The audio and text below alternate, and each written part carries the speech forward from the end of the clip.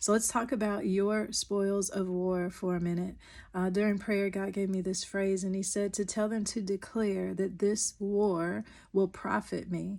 And what He was describing was that this after effect, after you have come through the battle, that this, again, we've been talking about, this is not the time to play defensive and get in the corner and wait for the next attack, or to just think you went through it just to go through it. No, God says to declare this war will profit me.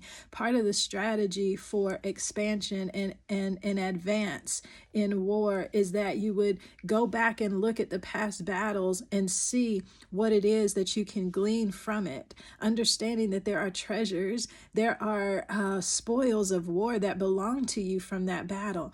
In 2 Chronicles 20 and 25, this is talking about when Jehoshaphat had just been faced with a battle, and God won that battle on their behalf.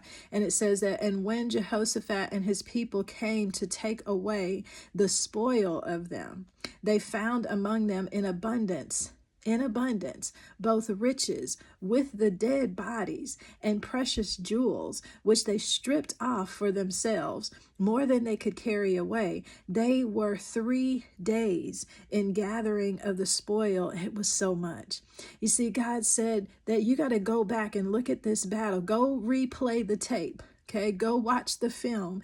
Even in the midst of the dead bodies, it says, the things that you felt like you lost out of that battle were possibly things that couldn't go with you in this next phase of your journey. And so even among that, it says there were precious jewels. There was so much spoils there that it took them 3 days just to carry it back. So God says that part of your offensive strategy now is to go back and look at the war you just came out of and make it pay you a profit. And He says lastly that this is also part of the restoration promise. Remember that restoration is something we participate in. And so He says that there is not going to be a battle in which you don't walk away richer than when you went in. So listen, the war will profit you today.